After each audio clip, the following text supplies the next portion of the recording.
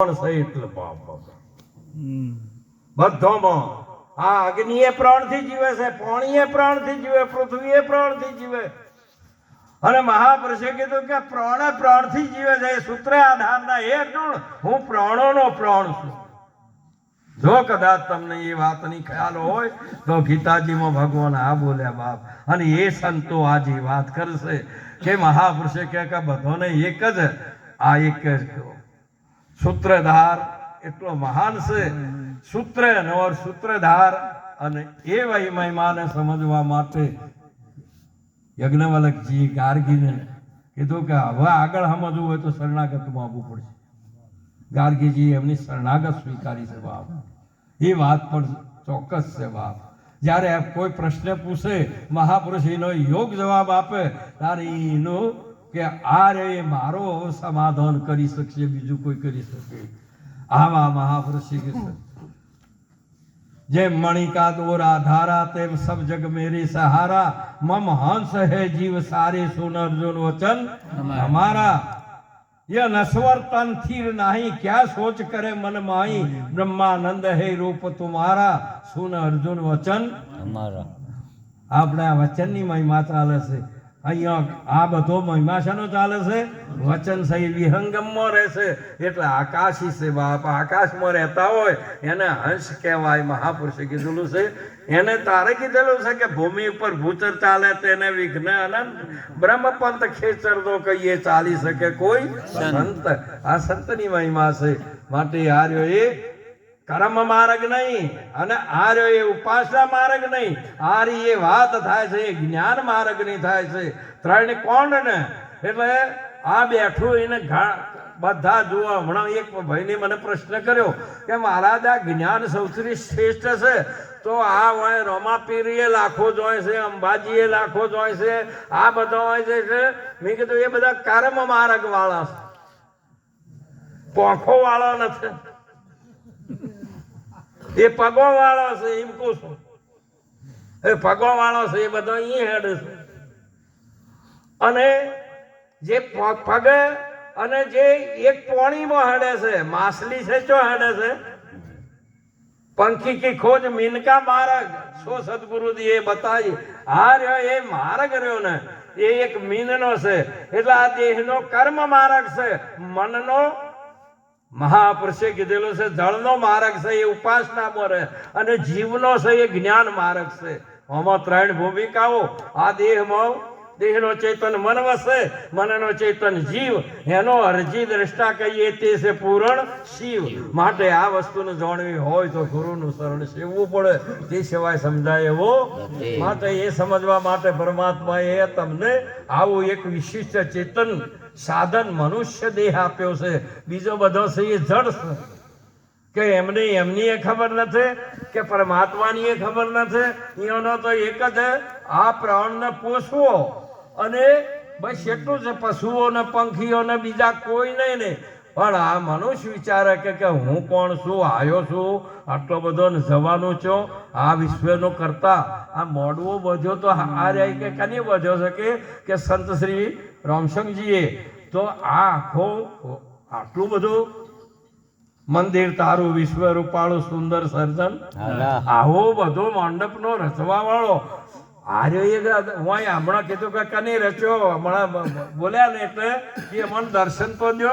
તે કો બોલો આઈને દર્શન દીધું ને તારા આ મંડપ વાળો હે આવો છે એને કને રચ્યો છે. એની કોઈ જાણે ખોજ કરી કે જો અહીં ધણી થઈ ગયા એ આ ક્ષેત્ર મારું, આ ઘર મારું, આ જમીન મારી, આ દેશે મારો, આ બધું લઈને મારું મારું કરતા તો પણ આ રચવા વાળો કોણ છે એને તો તું સંભાળીનો છોકરો થાય તો તારે મારું નહીં કહેવું પડે. આ તમે જન્મ્યા જે કોઈ આપણે જન્મ્યા એટલે બાપાની મિલકત આપણા નામે ના કરવી પડે. થઈ જ જઈ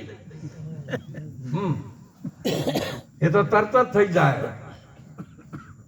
અહીંથી તમે પંચાયતમાં જો એટલે કે ભાઈ આ છોકરો અને આ બાપાનું નામ કહો એટલે એ કે ભાઈ અહીંયા એ બાપાનું નામ લખાયું ને હવે અહીંયાના બધા કે તો મારો છોકરો ખબર નથી કે વગર દસ્તાવેજ કર્યા વીલ કર્યા વણગા બધી મિલકત એના નામે થઈ જઈ બાપ. એવું બટન દબાયું કે તમારું બેલેન્સ હતું ને જે મોબાઈલમાં બધું જતું રહ્યું બાપ. હા, આવી આ સૃષ્ટિની ધારા છે બાપ. સમજાય તો વાસેલી છે. તેમ મહાપુરુષોએ આવી એક ચોખ્ખી વાત કરી આલી. માટે આવું સારી વસ્તુને જોડવા માટે પરમાત્માએ આપ્યું છે. મંદિર તારું વિશ્વ રૂપાળું સુંદર સર્જન ધારા. હે કેટલી મહાપુરુષે કીધેલું છે અને કેવો બધો આનંદ આપ્યો. છતાંય આપણો આટલું બધું હમણાં બધા ગોય અને બધાને ખબર છે શું હારી એ બધી કવિતાઓ ગૌરવાય છે એમ કહું છું. અને બધાને ખબર ખરી કે નહીં? આસપાસ આકાશમાં વિશ્વપતિનો વાસ, આ બધું છે ને, આ બધી જ કવિતાઓ ગૌરવાય. આ બધું આટલી બધી ખબર છે કે જો જુઓ એ ભગવાન છે ને આવું બે ઉપદેશ કરીને બે દડો બે કેરીઓ આલી. બે વિદ્યાર્થી ભણવા જાય એટલે કે પહેલો આ મંત્ર શીખવાડ્યો, આસપાસ આકાશમાં વિશ્વપતિનો વાસ. અને બીજો દિવસ થયો કે લ્યો આ કોઈ ભાળે ને એ જગ્યા ઉપર કેરી ખાઈને આવો રા. બે જણા નીકળે. હવે આદેશનું પાલન તો કરવું પડે ને. પણ પેલા હાથમાં આલી ને પેલા ગુરુનો મંત્ર હતો ને પેલી કીટને ડંખ માર્યો હતો ને એને સમરણ ચાલુ હતું ને પેલો હતો એ ઝાડ ખાલી હતી. એ અર્થે એને શબ્દે કોઈ લાજો ઈમો હોય તો બધું ઈમ જ ચાલે છે ને. આવી જે ઈયળ પેલો તો હતો ને બે જણા દરવાજા બહાર નીકળ્યા આશ્રમના. અને આમ ગંગાના કિનારે જે એક ઉત્તરમાં જો ને એક દક્ષિણમાં જો એ નદીનો કોતર હતો ને એમાં જઈને બેસીને ખાઈને ગોટલું પડતું કરીને પેલા તો વિચાર કર્યો કે ગુરુજીએ મને બોધ કર્યો છે કે આસપાસ આકાશમાં વિશ્વપતિનો વાસ.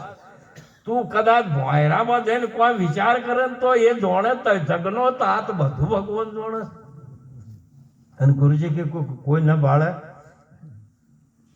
કે પણ મો જે કેરી આલી છે એમાંય ભગવાન છે, મારામાંય ભગવાન છે એમ કીધું. ભલે મને ભળાય ને ભળાય પણ ગુરુ વાક્ય ઉપર તો એની નિષ્ઠા પરિપક્વ હતી બાપ. એ તો પછી જયારે આમ ગહારો પડે ને અને ગહાય ને એટલે પછી તમને તમાને દે સમજણ અનુભવ થાય ને એ વખત પછી પેલો તો જઈને દરવાજામાં બેઠેલો કે આ છો આગો પાછો છે. બહાર આવીને જુવન પેલો તો આમ નામ કેરી લઈને આવ્યો હશો કે મને કોઈને ને ભાડ્યો તને કન્યો પોતે કે કોબલો કેવરાયું છે. ઘાયલ કી ગત ઘાયલ જોણા. જો કોઈ ઘાયલ હોય મહાપુરુષે આવી એક સાચી વાત. વાયન શું કરે વાયન શું કરવા ખબર જ પડે ને. આ તો આ પિયર છોડ્યું ને પેલા તો પિયર ને છોડીને સાસરાની વાત સંભાળી છે, ભગવાનની વાત. સખી રે પિયર બેઠો તો પિયુજી નહીં મળે, તમે કોટી કરો ને વિચાર. સખી રે સમજો સદગુરુજીની શાન. આ સદગુરુની શાન આવી છે બાપ. જ્યારે પેલો લઈને કેરી ગુરુના શરણમાં લઈ જાય પેલો કે ભાઈ તી ખાધી કે હો કોઈને ભાડે કે ના કે ભાઈ તું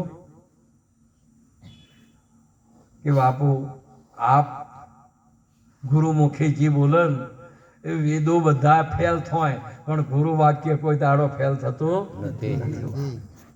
માટે તમે કહો કે આસપાસ આકાશમાં વિશ્વ બધા ભગવાન બધે જ પરમાત્મા. હું અમારે જોઈ રહેલો તો અમારે ભગવાન મારે તારે કીધી કે મહાપુરુષે એને બોધ કરવામાં આવ્યો. બસ વાત એને કેવું જ ના પડ્યું. એને શીલવંત કે કોઈ એ કે આ છે એ વચન માં જયારે પરિપૂર્ણ હશે, જે વચનમાં પરિપૂર્ણ થાય તેની આ મહિમા છે. અને આ મહિમા એ અનાદિનો છે ને કે મને કોઈ ભાળતું. માટે આવી સાચી વસ્તુ પરમાત્માએ તમને સહન કરી છે કે હર જગ્યા ઉપર પરમાત્મા છે ને એ પરમાત્માને જાણવા માટે આપણે ગુરુના સંતના સાનિધ્યમાં સત્સંગમાં જવાનું. આ બધી જ વસ્તુ તમને મળી છે. હું તો કહું છું કે જેસલજી જેવા હોક ખરાબ જ હતા. પણ એકવાર કે તમે સંતના સાનિધ્યમાં જાઓ, કોઈ નાવું નથી.